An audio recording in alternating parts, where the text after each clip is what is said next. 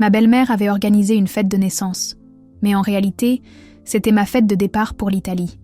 Quand j'ai vu la banderole « Bon voyage » au lieu de décoration pour bébé, mon monde s'est effondré.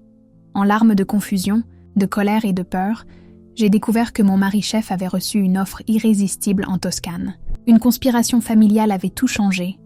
Une histoire sur le dépassement des peurs, la redécouverte des racines et la découverte du courage quand on s'y attend le moins. Préparez-vous à être ému. Laissez un j'aime et commentez d'où vous regardez. Ma belle-mère avait organisé une fête de naissance pour moi. Mais en réalité, c'était ma fête de départ.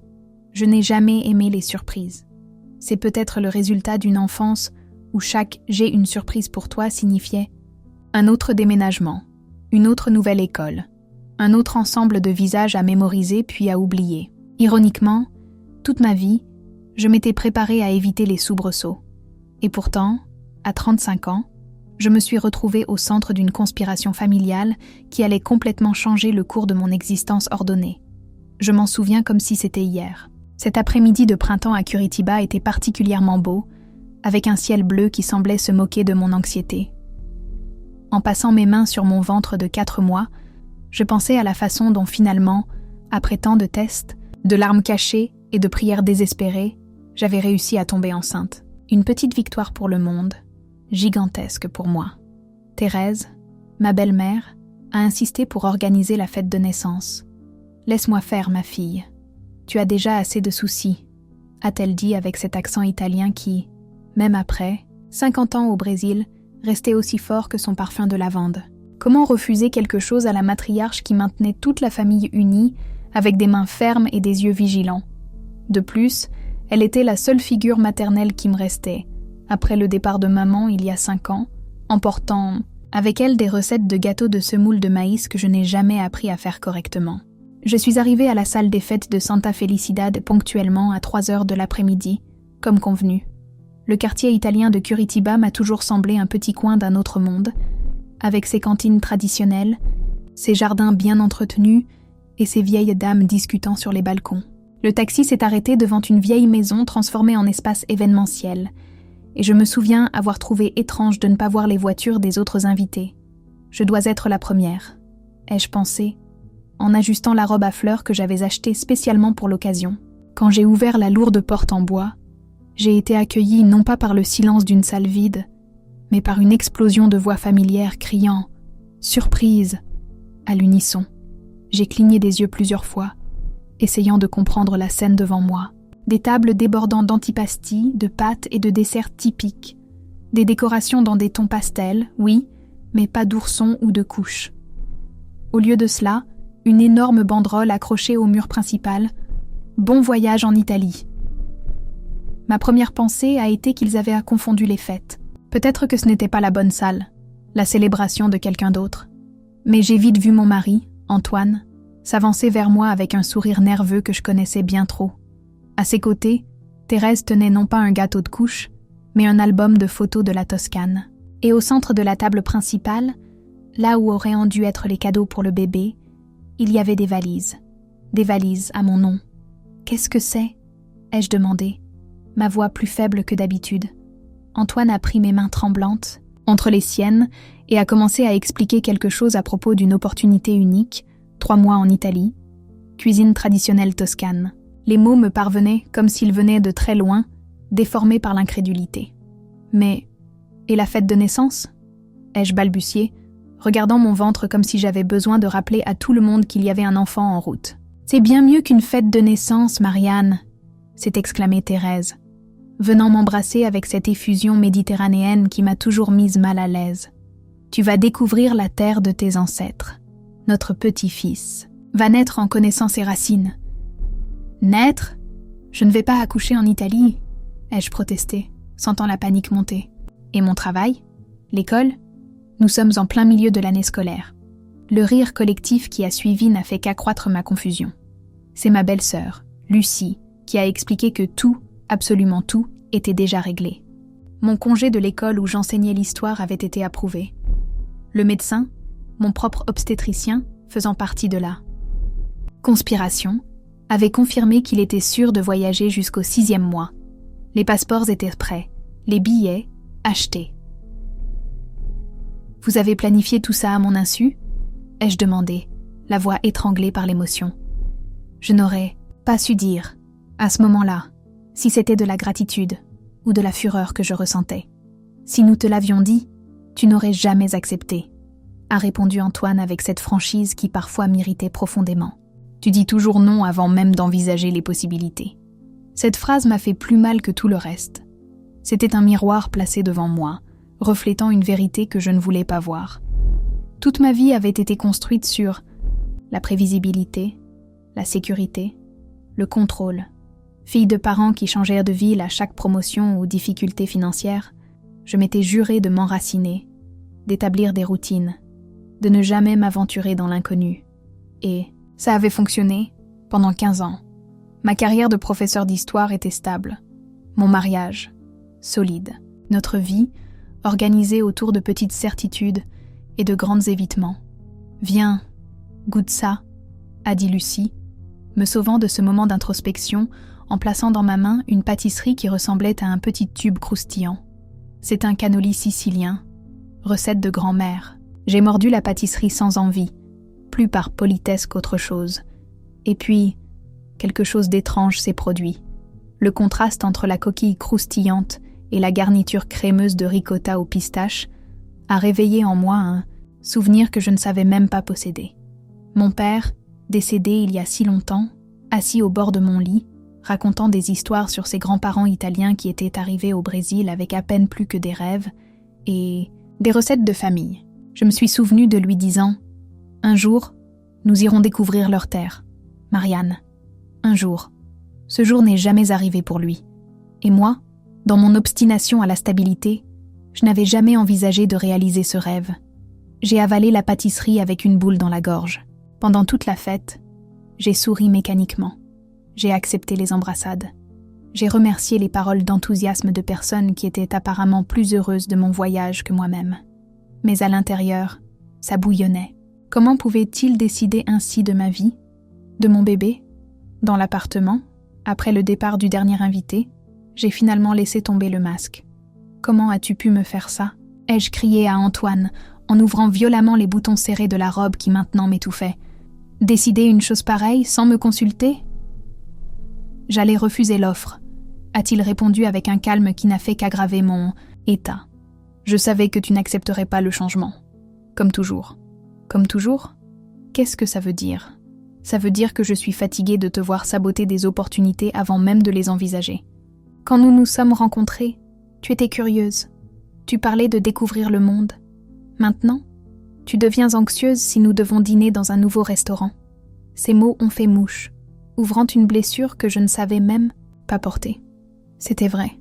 Quand suis-je devenue cette personne craintive, accrochée à la sécurité comme à une bouée de sauvetage ? Quand ai-je cessé de rêver ? Alors toi et ta mère avez décidé de me manipuler ? Super solution, ai-je rétorqué, les larmes coulant librement maintenant. C'était l'idée de maman, oui. Mais j'ai accepté parce que... Il s'est arrêté, a passé ses mains dans ses cheveux noirs dans un geste de frustration. Parce que j'ai pensé que peut-être, juste peut-être, je pourrais réveiller quelque chose en toi à nouveau. Quelque chose au-delà de cette enseignante parfaite, de cette épouse prévisible. Quelque chose de la Marianne que j'ai connue.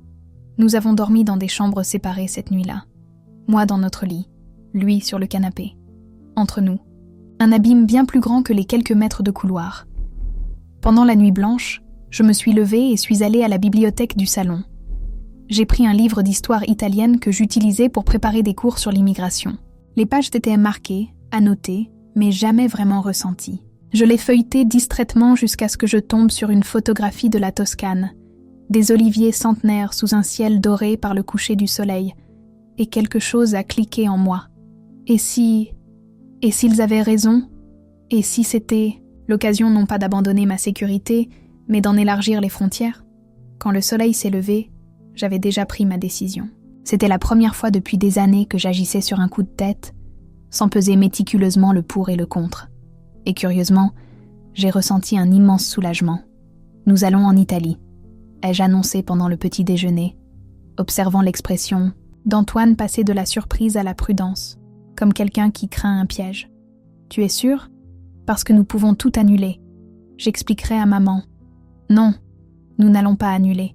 J'ai pris une profonde inspiration. Mais nous, allons faire à ma façon. Je veux tout comprendre. Où nous allons loger, comment sera le travail, quels médecins me suivront là-bas. Et je veux que tu saches que je suis terrifiée, mais je suis prête à essayer. La nouvelle de mon acceptation du voyage s'est répandue dans le quartier avec la vitesse que seules les rumeurs positives peuvent atteindre. Santa Felicidad, avec son fort héritage italien, a transformé mon voyage en un événement communautaire.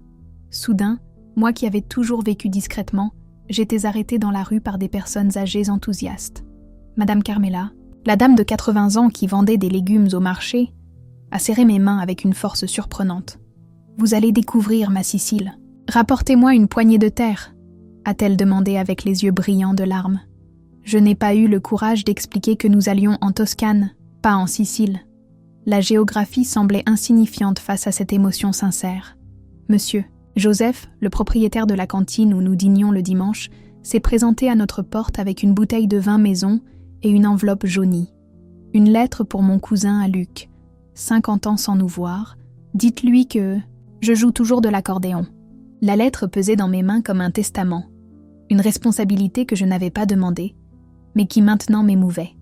Les semaines suivantes ont été des montagnes russes émotionnelles. À l'école où j'enseignais, j'ai rencontré des obstacles auxquels je ne m'attendais pas. La directrice, Solange, toujours si professionnelle, a révélé un côté mesquin en créant des difficultés pour mon congé. « Je ne vois pas en quoi votre voyage a une quelconque pertinence académique, Marianne », a-t-elle dit, ajustant ses lunettes d'un air supérieur. « Votre recherche sur l'immigration italienne pourrait parfaitement être menée ici même, à la bibliothèque de l'université. » J'ai ravalé la réponse acide que je voulais donner. Dans le passé, j'aurais accepté son refus, me repliant dans ma zone de confort. Mais quelque chose avait changé en moi. Avec tout mon respect, Solange, le congé a déjà été approuvé par le ministère de l'Éducation. Ai-je répondu avec un calme que je ne ressentais pas. Et quant à la pertinence académique, j'ai l'intention de documenter les histoires d'immigrants venus au Paraná directement des régions que je visiterai. Du matériel de première main qui enrichira nos cours d'histoire locale. Le silence qui a suivi a été ma première petite victoire. Parallèlement aux préparatifs pratiques, j'ai commencé des cours intensifs d'italien au Forum italien de Curitiba. L'espace culturel, un bâtiment d'architecture néoclassique au centre-ville, est devenu ma deuxième maison. 3 fois par semaine, je m'asseyais parmi des dames âgées qui parlaient couramment la langue de leurs ancêtres, me sentant complètement inadéquate. « Ne t'inquiète pas, ma chère », me consolait professeure Blanche quand je pleurais presque, de frustration de ne pas réussir à prononcer correctement. « Ton bébé apprendra plus vite que toi ». C'était une blague récurrente dans le groupe, que j'essayais d'accueillir avec un sourire. Bien qu'à l'intérieur, ça me rongeait. La vérité est que j'ai toujours eu du mal avec les langues. En tant qu'historienne, ma force était d'analyser des documents, pas de les produire dans d'autres langues. Chaque cours était un exercice d'humilité et de persévérance. À la maison, Antoine pratiquait avec moi, répétant patiemment des phrases de base pendant qu'il préparait le dîner. La cuisine, son domaine naturel en tant que chef, s'est transformée en notre salle de classe improvisée. L'arôme de sauce tomate et de basilic frais devenait la bande sonore de mes tentatives maladroites de communication. « Comment fais-tu » ai-je demandé un soir, épuisé après 1 heure à essayer de maîtriser le subjonctif italien. « Comment peux-tu être aussi calme face à tout ce changement » Il a interrompu ce qu'il faisait, s'est essuyé les mains sur son tablier et a pris mon visage entre ses paumes rugueuses de quelqu'un qui travaille avec le feu et les couteaux. J'ai peur aussi, Marianne. Mais j'ai appris en cuisine que les meilleurs plats naissent quand on risque un nouvel ingrédient, quand on laisse le feu 1 minute de plus, quand on fait confiance à son intuition. C'était une métaphore simple, mais profondément vraie. Antoine a toujours été comme ça, pratique, intuitif, ouvert à l'improvisation, l'opposé de mon besoin de contrôle, de recettes exactes et de résultats prévisibles. 2 semaines avant le départ, tout s'est effondré.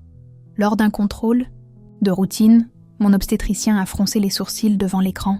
D'échographie. Votre tension est un peu élevée, Marianne. Et il y a quelques signes qui m'inquiètent. Les mots sont sortis cliniques, professionnels, mais le sous-texte était clair. Je vous recommande un repos absolu pendant au moins 10 jours. Ensuite, nous réévaluerons la question du voyage. Repos absolu, 10 jours. Le voyage était prévu dans 14 jours.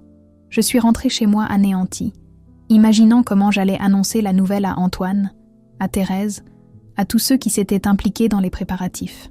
Mais avant même que je puisse ouvrir la bouche, un regard sur mon visage a suffi. « Qu'est-ce qui s'est passé ?» a demandé Antoine, lâchant son téléphone portable, où il discutait probablement des détails du travail en Toscane. J'ai expliqué la situation en essayant de garder une voix stable, mais à la fin, les larmes sont venues. Ce n'étaient pas seulement des larmes d'inquiétude pour la grossesse, bien que ce soit la priorité. C'étaient des larmes de frustration de voir une fois de plus le destin confirmer que je ne devais pas quitter ma zone de sécurité, que les aventures n'étaient pas pour moi. C'est un signe, ai-je murmuré entre deux sanglots. Nous n'aurions jamais dû planifier ça. Antoine m'a serré dans ses bras en silence. Il n'a pas discuté, n'a pas essayé de rationaliser. Il m'a juste tenu pendant que je m'effondrais. Les jours de repos forcés ont été étonnamment révélateurs. Confiné à l'appartement, avec des ordres stricts de ne pas me stresser, une ironie compte tenu des circonstances, j'ai reçu des visites régulières qui ont changé ma perspective. La première surprise a été Thérèse. Ma belle-mère, toujours pratique et occupée, a commencé à apparaître quotidiennement avec des soupes maison et des histoires qu'elle n'avait jamais partagées. Assise dans le fauteuil à côté du canapé où je passais mes journées, elle déroulait des récits de sa jeunesse dans l'Italie d'après-guerre. Pas les histoires pittoresques de fêtes et de traditions qu'elle racontait habituellement lors des réunions de famille, mais des récits honnêtes, parfois douloureux. « Je voulais être enseignante, tu sais ?» a-t-elle révélé un après-midi, en me servant une soupe aux légumes. J'ai étudié jusqu'à 16 ans. J'avais d'excellentes notes. Mais papa est tombé malade. Nous avions besoin d'argent. Alors j'ai travaillé dans la confection, cousant pour les dames. Quand j'ai rencontré Vincent, ton beau-père, j'ai cru avoir une autre chance. Mais les enfants sont arrivés, l'immigration, au Brésil, il y avait toujours quelque chose de plus urgent que mes études. J'ai regardé cette femme qui m'avait toujours intimidée par son efficacité et sa détermination, et j'ai vu quelque chose de nouveau. Un reflet déformé de moi-même, de mes propres renoncements déguisés en choix judicieux. « Vous n'avez jamais regretté ?» ai-je demandé à voix basse. Elle a haussé les épaules, un geste étrangement juvénile pour ses 70 ans. « Le regret est un luxe, ma fille, mais je pense beaucoup à ce qui aurait pu être. C'est pour ça que j'ai tant insisté pour ce voyage pour vous. Certains trains ne passent qu'une fois dans la vie. » Nos conversations ont continué les jours suivants, créant une intimité que je n'aurais jamais imaginée possible. Thérèse, qui m'avait toujours semblé contrôlante et intrusive, s'est révélée une femme complexe, façonnée par des choix difficiles et des rêves reportés. Et dans ces histoires, j'ai commencé à reconnaître des schémas qui se répétaient dans ma propre vie. Une autre visite inattendue a été celle de mes élèves de terminale. 6 adolescents sont apparus avec un gâteau fait par eux, horriblement tordu, mais incroyablement touchant. Et un cadeau, un journal de voyage fait main. Pour que vous notiez tout, a expliqué Mathieu, l'élève qui avait le plus résisté, à mes cours d'histoire au début de l'année. Parce qu'on veut un livre quand vous reviendrez. Un vrai livre, pas ces cahiers ennuyeux que l'école utilise. J'ai tenu le journal recouvert de découpages de vieilles cartes et j'ai senti naître une nouvelle responsabilité. Ce n'était pas seulement mon voyage personnel, c'était une opportunité d'apporter quelque chose de significatif à ces jeunes, de leur montrer que l'histoire n'est pas seulement ce qui est dans les livres, mais ce que nous vivons et documentons. Le Ben. 10e jour de repos, je suis retournée au cabinet médical. Le docteur Paul a examiné les nouveaux examens avec une expression neutre qui a torturé mes nerfs déjà fragilisés. Et alors ? Ai-je demandé, incapable d'attendre une seconde de plus. Il a souri. Enfin. C'était une fausse alerte, Marianne. Votre tension est normale. Les indicateurs se sont stabilisés. Je continue à recommander des précautions, évidemment, mais je ne vois aucune raison d'empêcher le voyage. La vague de soulagement qui m'a inondée a été si intense que j'ai dû m'accrocher à la table pour ne pas tomber. J'ai remercié effusivement, promis de suivre toutes les recommandations, imaginant déjà comment j'allais annoncer la nouvelle à Antoine. Mais en sortant du cabinet, je suis tombée sur un appel de ma mère sur mon téléphone portable. L'état de santé de ma mère, Marie du Carmel, était une préoccupation constante depuis des années. Veuve depuis la mort de mon père dans un accident de voiture quand j'avais 12 ans, elle avait développé une série de maladies chroniques qu'elle gérait avec un mélange de médicaments, d'entêtement et de déni. Vivant seule dans un petit appartement au centre-ville, elle refusait d'envisager des alternatives plus sûres, insistant sur son indépendance. L'appel venait de l'hôpital. Maman était tombée à la maison. Rien de grave. Mais les examens avaient révélé une arythmie cardiaque qui nécessiterait un suivi régulier. Le médecin avait été clair. Elle aurait besoin de surveillance dans les mois à venir, de consultations hebdomadaires, d'ajustements de médicaments. Et ainsi, quand une porte s'ouvrait, une autre semblait se fermer. Comment pouvais-je quitter le pays en sachant que ma mère avait besoin de moi ? C'était la confirmation finale que certaines personnes ne sont tout simplement pas nées pour les aventures. Notre place est en retrait, à prendre soin des bases pour que les autres puissent voler. Je suis rentrée chez moi le cœur lourd. Antoine était dans la cuisine, expérimentant des modifications sur une recette traditionnelle de risotto qu'il prévoyait de présenter en Italie. L'arôme de safran et de vin blanc emplissait l'appartement. Le médecin a donné son feu vert, ai-je annoncé, forçant l'enthousiasme dans ma voix. J'ai raconté les examens, la tension normalisée, les bons indicateurs. J'ai gardé la partie concernant ma mère pour plus tard, comme un poison qu'on évite de goûter le plus longtemps possible. Antoine m'a serré dans ses bras et a tournoyé dans la cuisine. Son bonheur si sincère qu'il a amplifié ma culpabilité. Quand je lui ai finalement raconté la situation de maman, il n'a pas semblé comprendre la gravité. Nous engageons quelqu'un pour l'aider, a-t-il suggéré, comme si c'était aussi simple que ça. Ou nous demandons à Lucie de vérifier régulièrement. Tu ne comprends pas, ai-je répondu, la fatigue des jours de tension émergeant dans ma voix. Ce n'est pas seulement une question de surveillance de base. Ce sont des consultations médicales, des ajustements de médicaments, des décisions qui doivent être prises. Elle n'a confiance qu'en moi pour ça. Seras-tu toujours la seule solution au problème de ta mère ? Sa question était douce, mais elle a frappé comme une gifle. Quand sera ton tour de donner la priorité à tes propres rêves ? J'ai voulu crier que ce n'était un de pas mes rêves, que tout ce voyage était son rêve à lui, imposé à moi. Mais la vérité est qu'après des semaines de préparatifs, de cours d'italien, de conversations avec Thérèse et avec mes élèves, quelque chose avait changé. Le voyage n'était plus seulement l'idée d'Antoine. Il était devenu, d'une manière tordue, aussi le mien. La solution est apparue de la manière la plus inattendue possible, dans la cuisine exiguë de ma mère, où je suis allée le lendemain pour discuter des arrangements nécessaires. L'arôme familier du gâteau de semoule de maïs en train de cuire m'a mis les larmes aux yeux, avant même que je puisse expliquer la situation. Alors tu vas annuler le voyage à cause de moi. À toi son détrim, conclut maman après que j'ai terminé mon exposé soigneusement élaboré. Ce n'était pas une question, mais une affirmation chargée d'un poids familier. Le poids de la culpabilité qui a toujours existé entre nous. Ce n'est pas annulé, c'est reporté, ai-je corrigé, bien que je savais que l'opportunité ne se reproduirait probablement pas. Antoine peut partir devant, commencer le travail, et peut-être que je pourrai le rejoindre plus tard quand je me sentirai mieux, quand je n'aurai plus besoin de toi. Elle a ri, un son court et rauque. Ce jour n'arrivera jamais. Ma fille, tu le sais. La franchise brutale m'a prise au dépourvu. Maman avait toujours été directe, mais elle admettait rarement sa dépendance émotionnelle. Qu'est-ce que tu veux dire ? Je veux dire que si tu restes maintenant, tu resteras. Toujours. Pour moi, pour le bébé, pour n'importe quelle excuse commode. Elle s'est levée difficilement, est allée à un tiroir de la commode et en a retiré une enveloppe jaunie. Tu sais ce que c'est ? Un billet pour Paris que ton père a acheté pour nous deux, pour notre 10e anniversaire de mariage. Ça devait être une surprise. Il est mort 2 semaines avant le voyage. J'ai pris l'enveloppe avec des mains tremblantes. Je n'avais jamais vu ça. Je n'avais jamais su ce projet interrompu par la tragédie. J'ai gardé ça comme un rappel de ce qui aurait pu être, a-t-elle continué. Et je me suis promis que tu vivrais différemment. Mais regarde-toi, exactement comme moi, reportant la vie, choisissant le sûr, le prévisible.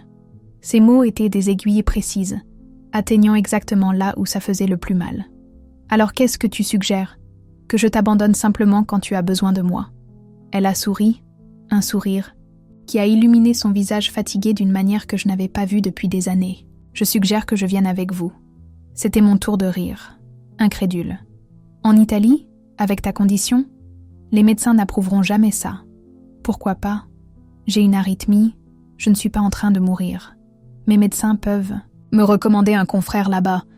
J'ai une assurance santé internationale que je n'ai jamais utilisée. Et surtout, Elle a fait une pause dramatique. J'ai une fille enceinte qui a besoin de quelqu'un qui sache tricoter des vêtements de bébé à l'italienne. L'idée était absurde, irresponsable, potentiellement problématique. Et pourtant, quand je l'ai contemplée, une sensation de possibilité s'est ouverte dans ma poitrine. Ne serait-il pas plus simple, en effet, d'emmener maman avec nous, avoir quelqu'un de confiance à proximité pendant la grossesse, quelqu'un qui pourrait aider avec le bébé ensuite? Qu'est-ce qu'Antoine dirait? Ah, je murmurais, plus pour moi-même que pour elle. Ce garçon m'adore et tu le sais, a-t-elle répondu avec une confiance qui n'admettait aucune contestation. De plus, je promets de ne pas interférer dans sa cuisine.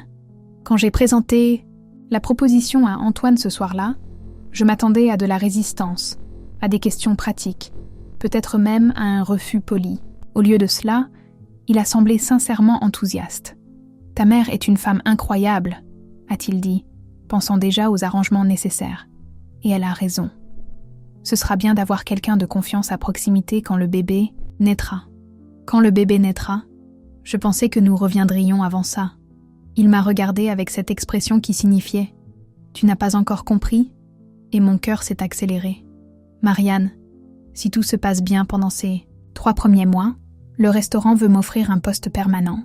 Nous parlons d'une opportunité qui peut changer nos vies. » Et ainsi, la petite aventure temporaire s'est transformée en la possibilité d'un changement permanent. La panique familiale a commencé à grandir, mais avec elle, quelque chose de nouveau. Une curiosité de savoir ce que ce serait d'élever notre enfant dans un autre pays, en vivant entre 2 cultures, 2 langues, 2 mondes. Quand tout semblait enfin réglé, les billets de maman achetés, les arrangements médicaux pris, les bagages presque prêts, est arrivé le coup de grâce. Une grève des compagnies aériennes européennes, annoncée 2 jours avant notre départ. Vols annulés pour une durée indéterminée. Le restaurant en Toscane pressait pour une décision, menaçant d'embaucher quelqu'un d'autre si Antoine n'arrivait pas à la date convenue.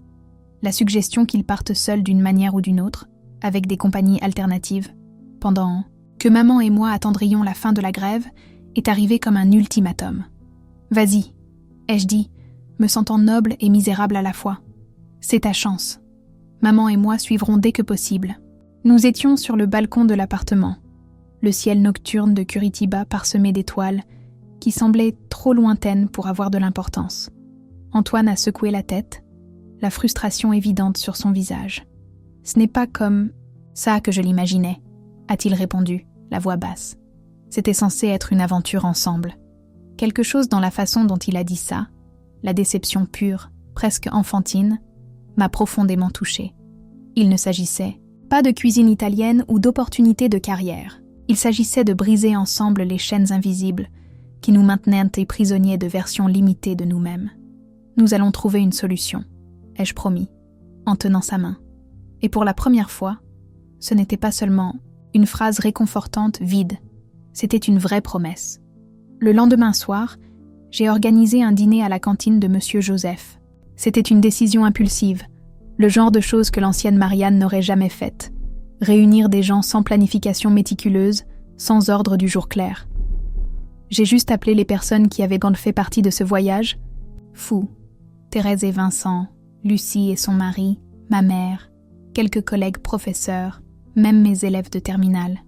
Les longues tables en bois de la cantine traditionnelle, où des familles entières se réunissèrent le dimanche, semblaient le cadre parfait pour ce que j'avais besoin de faire.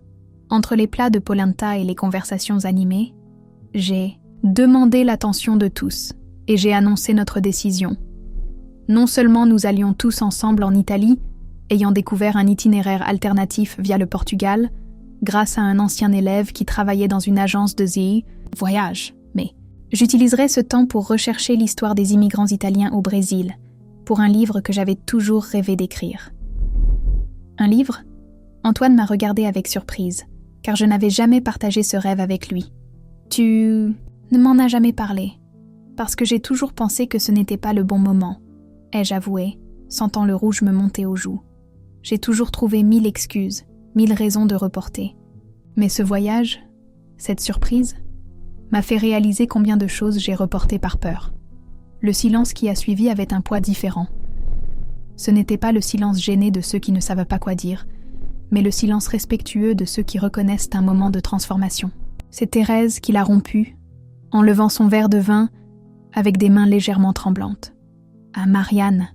a-t-elle trinqué, les yeux brillants d'une manière que je n'avais jamais remarquée auparavant. Que sur la terre de ses ancêtres, elle trouve non seulement des histoires pour son livre, mais aussi des parties d'elle-même. Ces mots, prononcés par la femme qui avait orchestré tout ce bouleversement dans ma vie, sonnaient presque prophétiques. Et à bien des égards, ils l'étaient. Notre départ a eu lieu par une nuit pluvieuse, 3 jours plus tard. L'aéroport, Afonso Pena était presque désert à cette heure-là, nos voix résonnant dans le hall, pendant que nous disions au revoir à nos amis et à notre famille. Lucie m'a remis une amulette qui avait appartenu à la grand-mère. Une petite corne d'abondance en or, symbole d'abondance, pour protéger le bébé. Monsieur Joseph est apparu avec 3 autres enveloppes pour différents parents dispersés en Italie. Mes élèves ont apporté un drapeau du Brésil signé par toute la classe. En embarquant, j'ai senti cette anxiété familière me serrer la poitrine. Mais cette fois, elle était accompagnée de quelque chose de nouveau.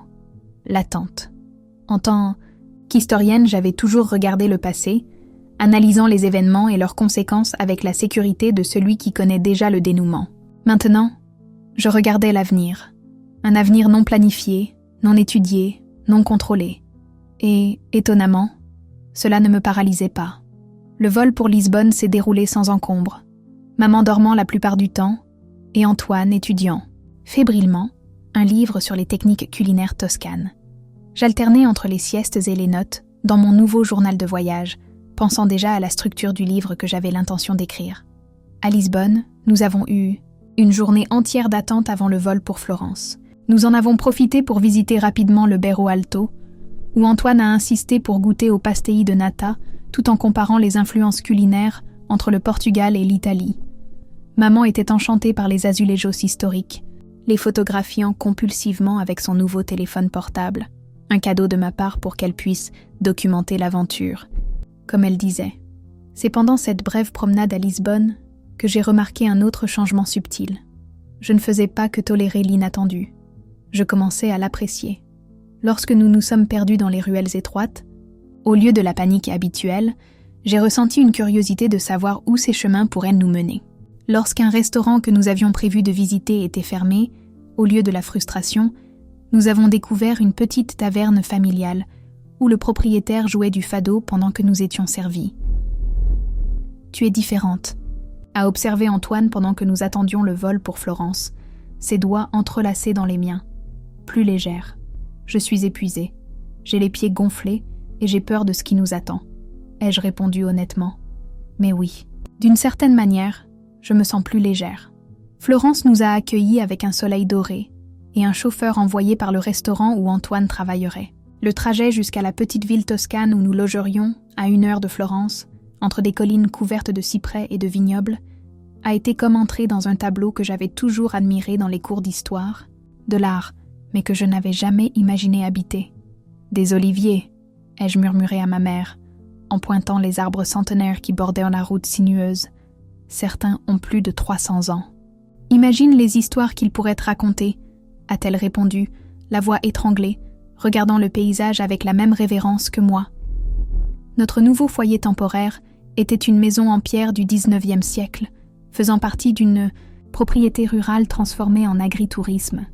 Des murs épais, de petites fenêtres, un jardin sauvage où les herbes aromatiques poussaient librement. Le propriétaire, Monsieur Bianchi, un homme de 70 ans avec un accent prononcé et des gestes expansifs, a expliqué que la maison appartenait à sa famille, depuis des générations. Beaucoup de familles d'ici sont parties au Brésil, a-t-il commenté en nous montrant les pièces. Mon propre frère, Enzo, est parti pour. Comment ça s'appelle ? Curitiba ? Dans les années 60. Il n'est jamais revenu. J'ai figé en entendant ce nom. Enzo Bianchi, le boulanger de la rue 15 ? C'était son tour d'avoir l'air surpris. Oui, il a ouvert une boulangerie. Comment le savez-vous ? Son pain a nourri toute mon enfance, ai-je répondu, sentant un frisson parcourir mon dos. Et maintenant, je suis logée dans la maison qui était la sienne. Cette coïncidence, que j'ai découvert plus tard n'en être pas une, compte tenu des schémas spécifiques d'immigration entre certaines régions d'Italie et du Brésil, n'était que la première de nombreuses connexions que nous découvririons pendant notre séjour. Les premiers jours ont été consacrés à l'adaptation. Antoine a commencé son travail au restaurant, passant de longues heures à apprendre les secrets culinaires transmis de génération en génération. Maman, étonnamment, s'est adaptée avec une facilité que je n'aurais jamais attendue, se liant d'amitié avec les vieilles dames du village qui lui ont appris à tricoter à la manière locale.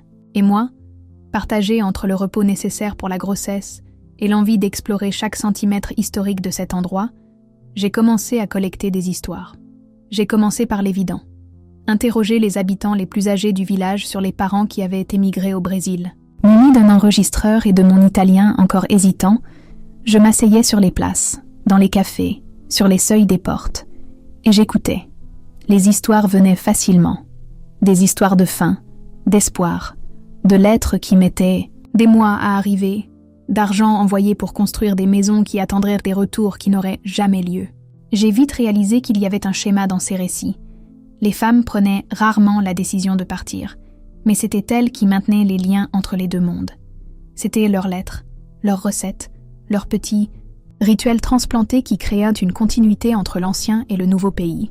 Un de ces jours d'entretien, j'ai rencontré Sophie, une dame de 90 ans qui vivait seule dans une petite maison à la périphérie du village. Ses yeux bleus vifs contrastaient avec sa peau ridée par le soleil, et ses mains noueuses ne cessaient de bouger pendant qu'elle parlait. Elle m'a raconté l'histoire de sa sœur, Lucie, qui était partie au Brésil en 1950. C'était elle la courageuse, a dit Sophie en me servant un café serré dans de délicates tasses. Moi, je suis restée pour m'occuper de nos parents. C'était ce qu'on attendait de la fille aînée. Il y avait de la résignation dans sa voix, mais aussi de la fierté d'avoir accompli son devoir. Quelque chose dans cette histoire résonnait profondément en moi. L'équilibre délicat entre l'appel de l'aventure et les ancres de la responsabilité. « Vous regrettez ?» ai-je demandé, la même question que j'avais posée à Thérèse des semaines auparavant. Sophie a souri, révélant l'absence de plusieurs dents. « Le regret est un luxe pour ceux qui ont beaucoup de choix, ma chère. Moi, je n'en ai eu qu'un. » J'ai noté cette phrase dans mon journal, sentant qu'elle touchait à quelque chose d'essentiel sur l'expérience féminine qui traversait les générations et les continents. J'ai réalisé que le livre que je voulais écrire prenait forme. Il ne s'agirait pas seulement de migration, mais des femmes dans ce processus, des choix et des non-choix, des fardeaux invisibles portés à travers les océans. À la 5e semaine de notre séjour, alors que je faisais des recherches dans les archives de la petite mairie locale, j'ai fait une découverte qui a tout changé. Parmi les registres jaunis des naissances et des décès du début du XXe siècle, j'ai trouvé un nom familier, Bénédicte Ricci, ma grand-mère maternelle. Impossible, ai-je murmuré pour moi-même, vérifiant à nouveau les dates, les noms des parents. Il n'y avait aucun doute.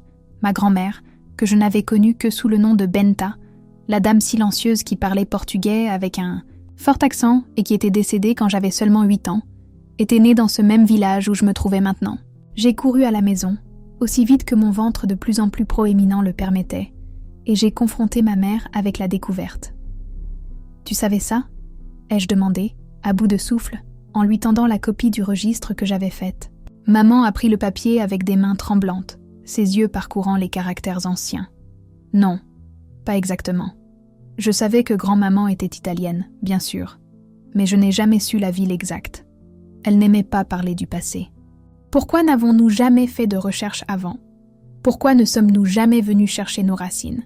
Elle a soupiré, pliant soigneusement le papier. Parce que certaines racines sont douloureuses à déterrer, ma fille. Grand-maman n'est pas venue au Brésil par choix, mais en fuyant des fiançailles forcées, une famille qui l'a rejetée quand elle a refusé d'épouser l'homme qu'ils avaient choisi. Cette révélation a ouvert une nouvelle dimension à mes recherches. Je ne suivais pas seulement des pistes historiques abstraites, je reconstruisais ma propre histoire familiale, découvrant des secrets qui avaient été enfouis pendant des générations. Les jours suivants, avec l'aide de M. Bianchi, j'ai réussi à localiser la maison qui avait appartenu à la famille de ma grand-mère. Elle était toujours là, partiellement en ruine, au sommet d'une colline couverte d'oliviers. Lorsque j'ai finalement visité l'endroit, accompagnée d'Antoine et de ma mère, j'ai ressenti une connexion viscérale avec ces vieilles pierres, comme si un fil invisible reliait mon enfant à naître à cette terre. Elle a dû regarder cette même vallée, a dit maman, émue, pendant que nous contemplions le paysage qui s'étendait devant nous. avant de décider de partir pour toujours, pour que nous puissions être ici aujourd'hui, a complété Antoine, son bras protecteur autour de mes épaules. À ce moment-là, je me suis sentie faire partie de quelque chose de plus grand que moi, une longue chaîne de décisions, de sacrifices et de recommencements qui m'avaient amenée jusqu'ici. Et quelque chose s'est solidifié en moi. La certitude que mon livre devait être écrit, non seulement comme un registre historique, mais comme un testament personnel. C'est à peu près à la même époque que j'ai reçu un email inattendu. Une professeure de l'Université de Florence, spécialiste des études migratoires, avait entendu parler de mes recherches par l'un des habitants que j'avais interviewé. Elle m'invitait à présenter mon travail lors d'un petit séminaire sur les diasporas italiennes. « Je ne peux pas », a été ma réponse instinctive. Mon italien n'est pas assez bon, mes recherches sont encore incomplètes. Je suis enceinte de 6 mois. C'est précisément pour ça que tu dois y aller, a rétorqué Antoine.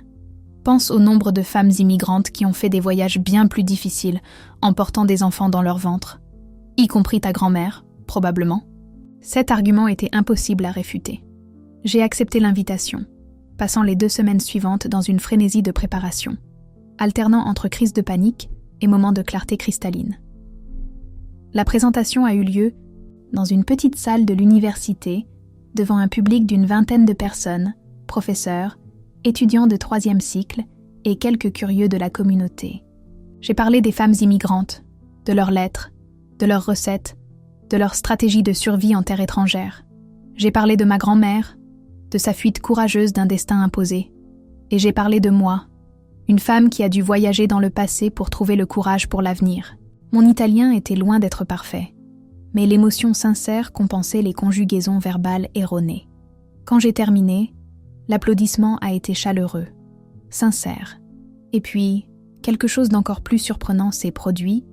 La professeure qui m'avait invitée m'a offert une bourse de recherche pour étendre mon travail pendant 9 mois supplémentaires. « Nous avons des fonds pour des projets qui documentent les histoires de retour », a-t-elle expliqué. « Votre perspective en tant que descendante retournant aux sources est exactement ce que nous recherchons. » 9 mois. Cela signifiait que j'accoucherais en Italie. Cela signifiait que nous resterions loin du Brésil pendant plus d'1 an. Cela signifiait une transformation complète de ce qui ne devait être qu'une brève aventure. J'ai regardé Antoine, m'attendant à voir de l'hésitation. Après tout, son contrat initial n'était que de 3 mois. Au lieu de cela, j'ai vu de l'enthousiasme. « Le restaurant m'a déjà offert un poste permanent », a-t-il avoué. « J'attendais le bon moment pour te le dire. » J'ai regardé ma mère, inquiète pour sa santé, pour la distance des médecins qui la suivaient depuis des années. Elle a haussé les épaules. « Les médecins d'ici sont excellents », a-t-elle dit simplement. Et j'ai découvert que l'air de la Toscane fait des merveilles pour ma tension. J'ai accepté la bourse, tremblant à l'intérieur, mais avec une certitude croissante que je prenais la bonne décision. Il ne s'agissait pas seulement de recherche académique. Il s'agissait de boucler la boucle, d'honorer le voyage de ma grand-mère en faisant le chemin inverse, de m'enraciner sur les mêmes collines d'où elle était partie. Les mois suivants se sont écoulés dans un flou de recherche intensive, de préparatifs pour le bébé et de découvertes constantes. Antoine s'épanouissait au restaurant, introduisant déjà subtilement des éléments de la cuisine brésilienne dans les plats traditionnels toscans. Maman était devenue une figure appréciée dans le village, participant à tout, de la chorale de l'église locale aux récoltes saisonnières d'olives. Et moi, avec mon ventre qui grossissait, de jour en jour, je plongeais de plus en plus profondément dans les histoires enfouies des femmes qui ont traversé les océans. Notre fils est né par une nuit d'hiver, alors que les collines étaient recouvertes d'une fine couche de neige, chose rare dans cette région. Nous avons décidé de l'appeler Pierre, en hommage à mon grand-père brésilien que je n'ai jamais connu, créant ainsi un autre lien dans cette chaîne qui reliait 2 continents. L'accouchement a eu lieu dans le petit hôpital de la ville voisine, avec une vieille sage-femme qui a insisté pour murmurer d'anciennes bénédictions toscanes à l'oreille du bébé dès sa naissance. 3 générations de notre famille réunies, dans la même chambre d'hôpital, dans une terre à la fois étrangère et familière. Maman tenait son petit-fils, des larmes silencieuses coulant sur son visage marqué par le temps. Antoine a ouvert une bouteille de Vinsanto qu'il avait gardée spécialement pour l'occasion. Et moi, épuisée mais étrangement éveillée, j'ai réalisé que j'avais trouvé quelque chose que j'avais toujours cherché sans le savoir, l'appartenance. Pas l'appartenance qui vient de racines fixes dans un seul endroit, mais le type d'appartenance qui transcende les frontières, qui se construit à travers des histoires partagées, du courage hérité, des choix qui honorent le passé tout en embrassant l'avenir. Dans les mois qui ont suivi la naissance de Pierre, j'ai terminé mes recherches et j'ai commencé à écrire le livre qui était devenu mon obsession. Ce n'était plus seulement un travail académique sur l'immigration italienne, mais un récit personnel qui entremêlait l'histoire de ma grand-mère, la mienne et celle de mon fils. 3 générations connectées par des choix courageux, par des départs et des retours. Quand Pierre a eu 6 mois, nous avons reçu une visite inattendue. Thérèse et Vincent sont arrivés sans prévenir, chargés de cadeaux et impatients de rencontrer leur petit-fils. Voir ma belle-mère marcher dans les mêmes rues où j'avais retrouvé ma propre histoire familiale a créé un sentiment de plénitude que je n'aurais jamais imaginé possible. « Alors, tu vas retourner au Brésil quand ta bourse prendra fin ?» a demandé Thérèse un après-midi, pendant que nous regardions Pierre jouer sur le tapis du salon. J'ai regardé par la fenêtre, les oliviers centenaires qui avaient été témoins de tant de départs et de retours. « Je ne sais pas », ai-je répondu honnêtement. « Je crois que j'ai appris que la maison n'est pas nécessairement un endroit fixe. » Elle a souri, ce sourire sage de celui qui connaît les vérités profondes de la vie. C'est pour ça que j'ai organisé cette fête de départ déguisée en fête de naissance, a-t-elle avoué. Parce que je savais que tu avais besoin d'être poussé hors du nid. Certaines personnes en ont besoin. Nous avons ri ensemble, complices maintenant d'une manière que nous n'avions jamais été auparavant. Au fond, nous savions toutes les 2 que cette fête de départ s'était transformée en quelque chose de très différent.